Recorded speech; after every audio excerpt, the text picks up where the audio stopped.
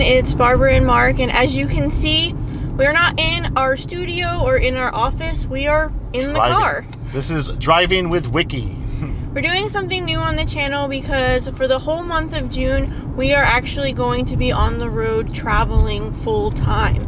This is something that, if you're not familiar with us, if you are kind of new to the channel, we actually were digital nomads back in 2019. We started traveling full time. We sold our house, basically everything we owned, and we went on the road. And we all know what happened in 2020. We're not going to talk about that, but it was a great 6 months on the road, and we're back at it. We're not going to be doing it full time. We're only going to be doing it for a month. We're going to come back to our home in New Jersey, but we just wanted to do something different for the time that we're on the road because we're not going to be in our office or in our studio at this time, but we still wanted to make videos. So now we're in the car and you get to enjoy us on the road. When we were on the road, one of the things that people would always ask us is kind of like, what tools do you use when you're working? Because it's not traditional where you can have like files and a filing cabinet and stuff like that. So people would always ask us the type of tools that we would use when we're on the road. And it really doesn't differ from when we're in the office. Everything that we use is cloud-based and all online, which makes things a lot easier for us. Yeah, even so our accounting too is all online. We use a thing called Wave, and that way, you know, we're, like she said, we're not doing like traditional filing with our contracts and all the paperwork and checks. We don't do that. Nobody really does that anymore, but we do it 100% online. It's all digital, so there's no difference really. What's good even about this service is when somebody does pay an invoice or look at the invoice, I'll get a text message on my phone or like a push notification. So yeah, we're already 100% digital. So doing a transition to being on the road full time is pretty much no different really. Yeah, and one of the nice things about Wave too, if it's something that you're interested in checking out, it's totally free. And it's a really great service. We've been using it for years. We've never had to pay anything for it, and they keep adding new features. I don't know how they do it, honestly, but I'm really happy that we have it because it's really been a game changer for our business. It's so much easier to send invoices and collect payments and just keep track of everything. They have a really good system for all of that, so highly recommend Wave. Another tool that we use is Dubsado, and we've talked about Dubsado in the past in previous videos, but that's a really great tool for just managing your contacts and your projects. So we put all of our contracts in Dubsado. We have a scheduler for calls that links to our Google Calendar. It's all done through Dubsado, and we have like our project wrap-ups and stuff like that all into this one program, and it's all online, can be accessed from anywhere with an internet connection. So that's another tool that we like to use. Yeah, and then of course we have all the G Suite stuff. So we have our Gmail through there, all of our business information's on our, you know, what is it, Google Drive. You can access everything from there. So yeah, it's no different at all, which makes it really nice. One thing we do recommend is using a VPN when we do travel. So if we're in hotels or coffee shops, we don't want to just sign in without like a VPN. So tell people what a VPN is if they don't know. Virtual private network. So basically we'll secure your connection when you're on a public Wi-Fi or anything along those lines. Yeah, we recommend if you are traveling and you are hitting public hotspots, sign up for a VPN. It's gonna help.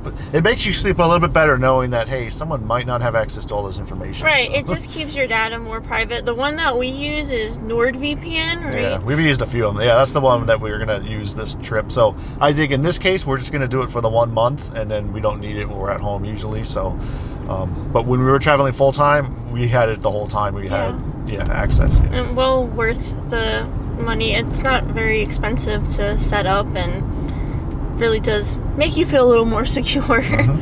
Another question that we would get asked all the time when we were full-time digital nomads was, where do you stay? And this can really vary. But the must-haves for us are obviously an internet connection. Another thing that is kind of a must-have, I would say, is some sort of workspace, like a table or a little desk, somewhere where we can actually like set up our laptop and have a seat versus like working on a bed. You're going to get real tired of sitting on round kitchen tables, glass tables, wicker tables. Like, you need to have a real comfortable spot, especially if you're going to be working, you know, almost 8-hour days. You're going to want to have something a little more comfortable. So hotels, a lot of cases, will have like a little, sometimes they have a nice computer chair and a little dedicated spot. But where we do stay is mainly like Airbnbs when we do it. So it's hit or miss. You got to look. A lot of times you end up working on like the dining room table or something like that. And if you notice, when you work on a table, it's usually kind of a little bit higher than when you're sitting on a computer desk. So you can get shoulder pains. That's something I did experience on the road. So we've worked on pretty much every surface you can think of. So that, train's coming. So the train just went by. Yeah, sorry, we just had a big train and it honked its horn right next to our camera, so we turned it off for you. Another thing is, so Airbnbs is a big one.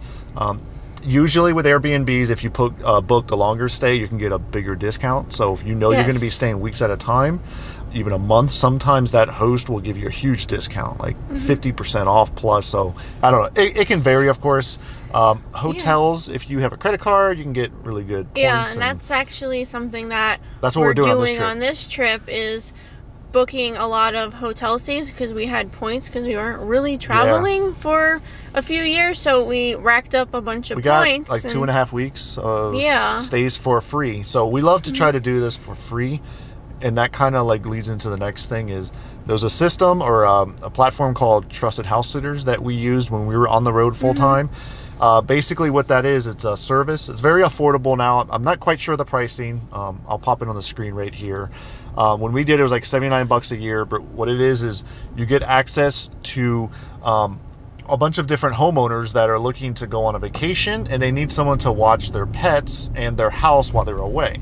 So in exchange for staying there, you can, stay at their house. They need someone who can watch their pets, so it helps them and it helps you because as digital nomads, you can actually travel for free. So for multiple weeks when we were on our trip, we didn't have to pay for any sort of stay, no laundry, none of those things. So we have access to a full house, and sometimes they're very, very large houses, so you can almost get into like mansions. Like some of them are gigantic houses. And before we get comments that are like, isn't that scary? Yeah, it was a little scary, and I was a little nervous about signing up for this, but we had nothing but really good experiences. The people that we stayed at their house, they were like so super nice. Like, and you interview them before you go, so you kind of feel it out. Yeah, and they do background checks on Trusted House Sitters, so that gives you a little more peace of mind. But it is kind of weird at first, but once we did our first day, I was totally comfortable. The people were super cool, and it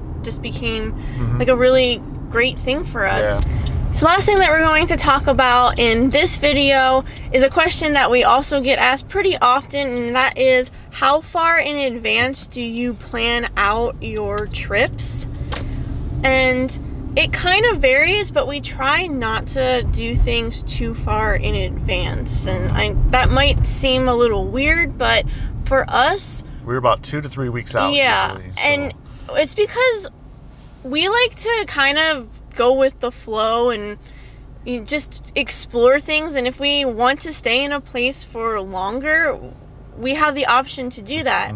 We're not people that like to plan like every minute of every day and say, okay, at 8 o'clock we're gonna have breakfast and we're gonna do this at 10 and have all like our whole day planned. That's just not who we are. We love to just wander around a city or wherever we're staying and just stumble upon things. So we might plan a few activities in a place that we're going, kind of the big things that we want to see, but for the most part, we just kind of leave it up in the air. If you're going to be working on the road full time, so we like to try to dedicate during the week, if we had some work, most of the day to still do client work.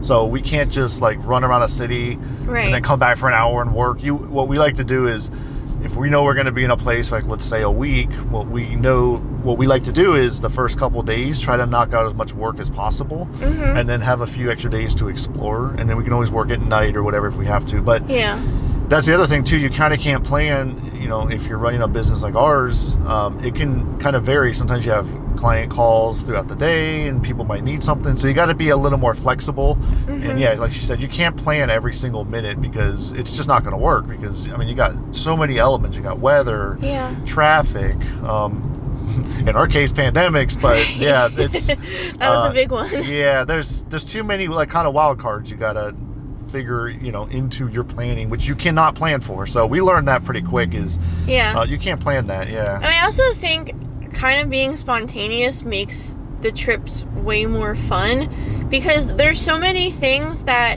we did when we were traveling, and not just when we were doing our full-time travel, but when we just have gone on trips like overseas and stuff, where we just stumbled upon something and we like walked into a place and it turned out to be a really cool place. And if we had planned out every minute of every day, we would have never been able to do that.